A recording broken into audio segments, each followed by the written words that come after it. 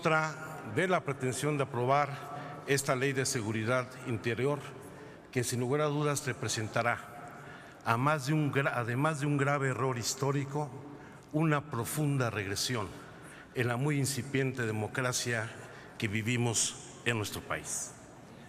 Quiero destacar la afortunada concurrencia y coincidencia que he tenido con el senador Romero Hicks, donde no solamente hemos coincidido en el análisis del contenido legislativo de esta ley, sino también en la experiencia que al frente, él en el caso del Estado de Guerrero, yo en el de Guanajuato, yo en el caso de la Ciudad de México, hemos tenido sobre este tema al haber tenido la responsabilidad fundamental de gobernar nuestras entidades.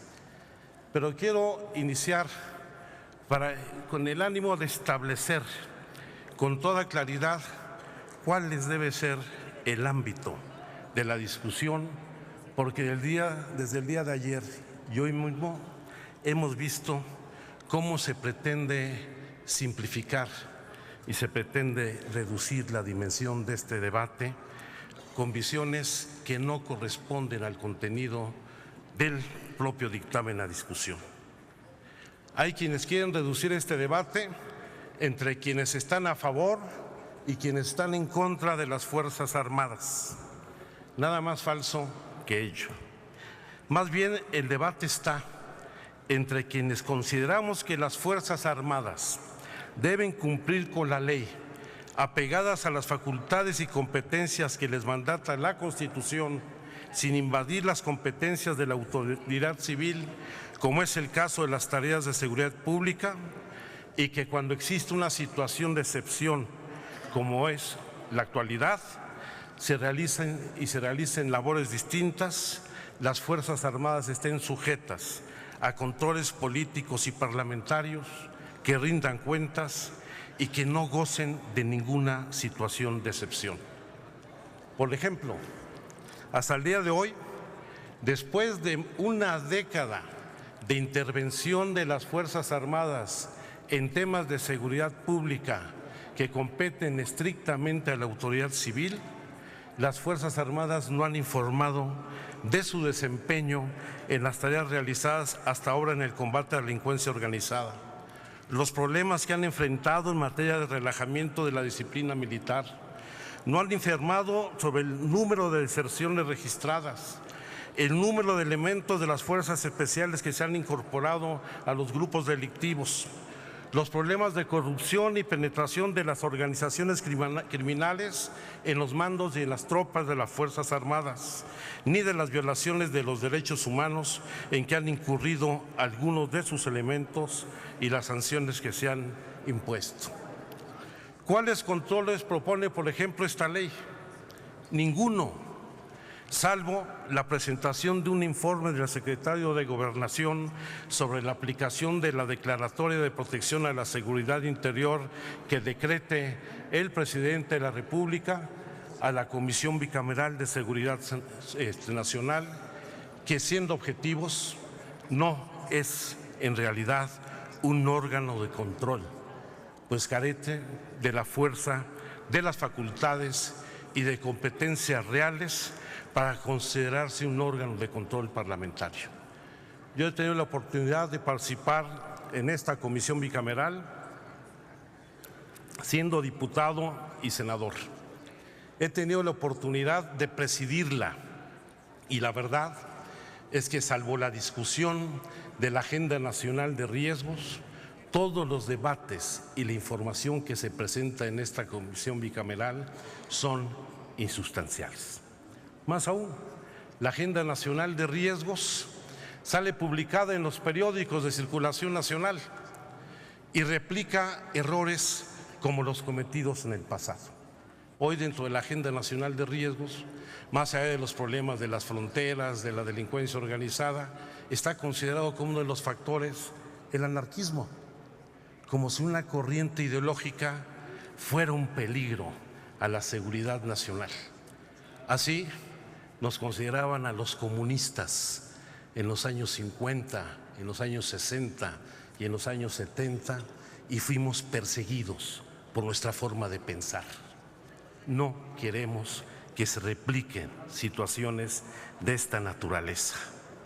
Yo por eso creo que más bien el debate está entre quienes queremos que se respete a las Fuerzas Armadas y quienes quieren que les tengamos miedo, siguiendo el viejo consejo del príncipe: prefiero que me teman a que me amen. Queremos respetar a las Fuerzas Armadas y que éstas cumplan sus labores constitucionales en beneficio de la población. También es falso quienes consideran que este debate se da entre quienes quieren resolver los problemas de inseguridad y violencia en que se encuentran sometidos la inmensa mayoría de los mexicanos y quienes no queremos hacerlo. Por el contrario, estoy convencida de que todas y todos queremos recuperar la paz que nos robaron los malos gobiernos, la corrupción y la delincuencia organizada que se ha enquistado incluso en el gobierno mismo. Nos han dicho que qué tanto alegamos respecto a la militarización del país. Aquí nos vino a decir la presidenta de la Comisión de Gobernación que el país no se va a militarizar, mientras el presidente de la Comisión de Defensa Nacional nos dice que el país ya está militarizado, que el Ejército realiza operaciones en 29 estados de la República. Por eso tampoco ese es el debate. La pregunta es si la militarización de las tareas de seguridad pública van a resolver los problemas de violencia y de inseguridad. Y es claro que no. No los van a resolver porque en más de 10 años ya no pudieron resolverlo. Este año va a ser el año más violento de las últimas 2 décadas en México. Y en los primeros 5 años de este gobierno, donde el Ejército ha estado en las calles y en las comunidades, se han cometido alrededor de 96,000 homicidios en el país, más de 3,000 homicidios de los que se cometieron en todo el sexenio anterior. Ya se demostró que la militarización de las tareas de seguridad pública ha fracasado, como ha fracasado, sí, hay que decirlo, el Estado mexicano en su función sustantiva de garantizar la seguridad de las personas y la protección de su patrimonio. Por eso lo que hay que discutir no es una ley que conculque libertades. Lo que hay que replantear es toda la estrategia de combate a la inseguridad y al crimen. Eso es lo que deberíamos discutir.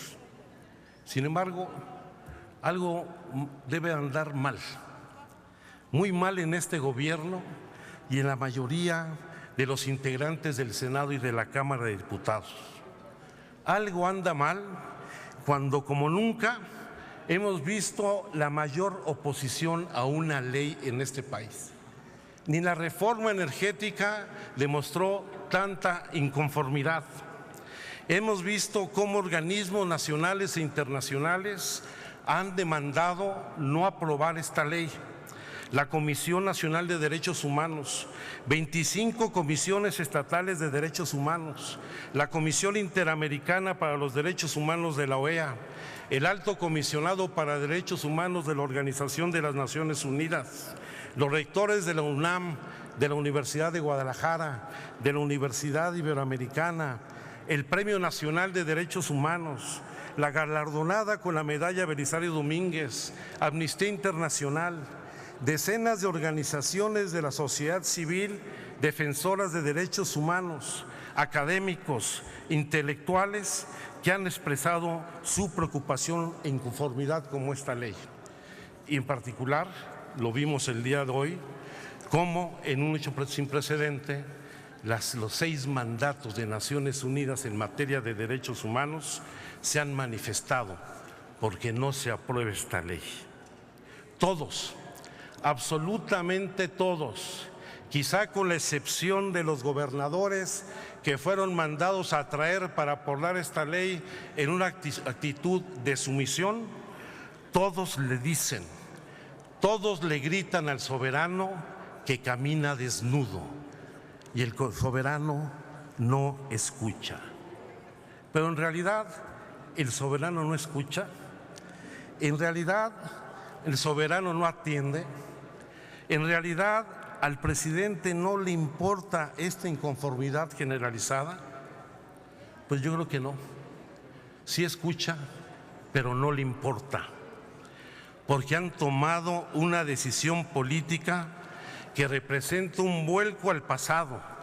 Se pretende legalizar y otorgar facultades metaconstitucionales al presidente de la República para utilizar a las Fuerzas Armadas para dirimir los asuntos de la política nacional.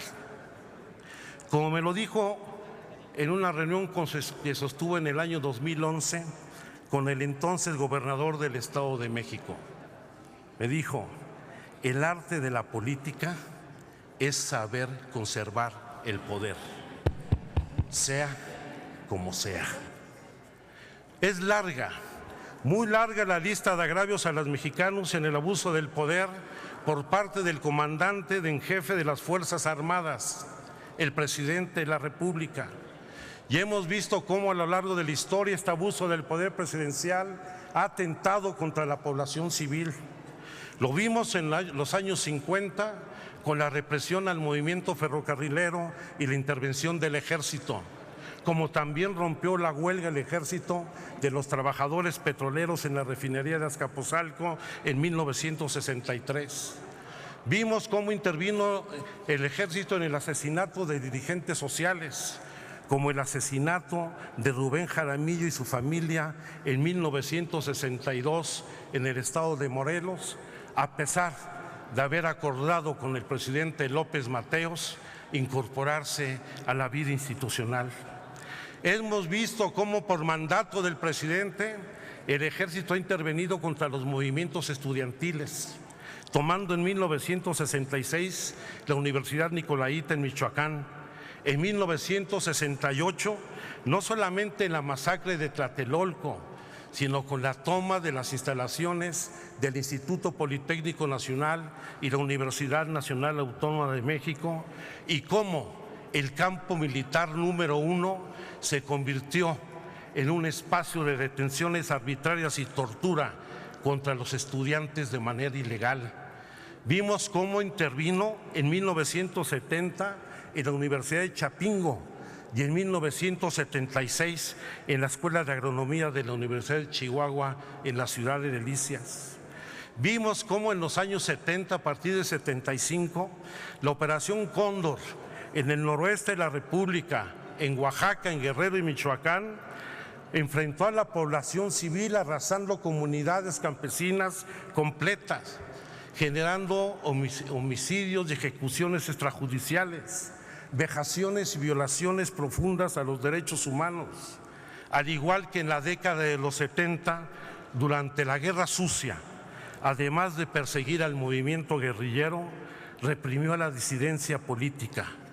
No se pueden olvidar las desapariciones forzadas, la tortura, las ejecuciones extrajudiciales, como las cometidas desde la base militar de Pie de la Cuesta en Coyuca de Benítez, en el estado de Guerrero, cuando desde naves de la Fuerza Aérea Mexicana se arrojaban vivos a los opositores desde las naves de la Fuerza Aérea Mexicana.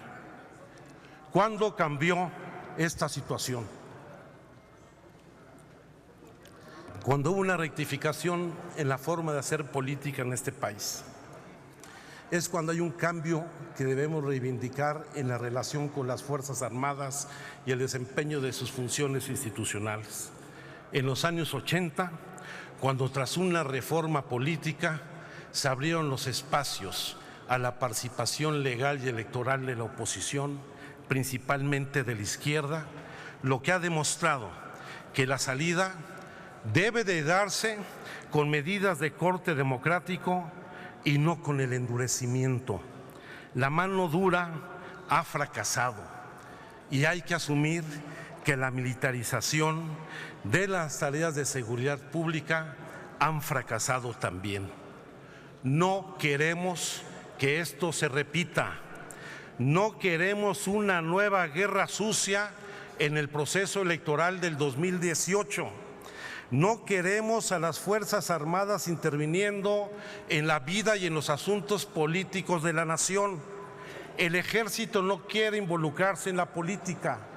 Yo lo he vivido expresa y directamente cuando, por ejemplo, en el 2006, el general secretario Clemente Vega fue un factor fundamental, no para que no interviniera el Ejército frente al plantón de Reforma, sino para buscar una salida pacífica al proceso postelectoral de ese año. Esta ley es inconstitucional, violenta los tratados internacionales suscritos por nuestro país, que conforme a nuestra Constitución tienen rango de ley y es obligatorio su cumplimiento. Esta ley socava los derechos y libertades de los mexicanos, confunde los conceptos de seguridad nacional y seguridad interior desde la vieja visión de la seguridad del Estado con los asuntos vinculados a la seguridad ciudadana. Somete a la población civil a la autoridad militar, al permitir que las Fuerzas Armadas realicen investigaciones con el apoyo de los órganos de inteligencia del Estado mexicano, lo que, con orden de juez, nos dice, les permitirá allanar domicilios de particulares, intervenir comunicaciones telefónicas y electrónicas, decomisar equipos, detener a civiles sin la mediación de la autoridad judicial. Con esta ley invadirán las Fuerzas Armadas el derecho a la privacidad y la protección de datos personales de los ciudadanos, al obligar a todas las autoridades a entregar la información particular que se les requiera. Viola el derecho a la información al pretender reservar toda la información vinculada con las Fuerzas Armadas en materia de seguridad interior, al considerarlas como información de seguridad nacional. Subordina a la autoridad civil federal, porque no solamente es a la autoridad estatal y municipal, porque la Policía Federal Preventiva, la Gendarmería Nacional se subordinarán al mandato de las Fuerzas Armadas al establecerse la declaratoria de protección a la seguridad interior en el momento en que el presidente designe un comandante para coordinar los operativos. En síntesis, esta ley, y lo dijo aquí claramente el senador Torres Graciano, viene a legalizar una situación de excepción, convierte la excepción en ley y se entrega el control político y el mando territorial a las Fuerzas Armadas. Es una nueva modalidad de totalitarismo que ya se ha aplicado en otros países de América Latina. Estas medidas son las que llevaron a los gobiernos dictatoriales en Centro y Sudamérica hace ya varias décadas, pero que ahora adoptan nuevas modalidades. Esta modalidad totalitaria y autoritaria que representa el golpe de Estado legislativo. Hoy no queremos vernos en el espejo de Honduras. Tenemos que defender nuestras libertades y decimos con toda claridad, no a la militarización de la política, no al fortalecimiento metainstitucional de las facultades discrecionales del presidente de la República y fundamentalmente no a la pérdida de nuestras libertades y derechos. Queremos vivir en paz y para vivir y recuperar la paz lo que necesitamos es democracia, enfrentar la desigualdad, enfrentar la corrupción, la impunidad y entender que este pueblo está ávido de cambios, que es necesario otro régimen político. Muchas gracias. Gracias, senador Alejandro Encinas. Informo a la Asamblea que la intervención del senador es a nombre propio y del senador Juan Carlos Romero Hins. Tiene ahora el uso de la tribuna para su voto en particular la senadora Dolores Padierna Luna.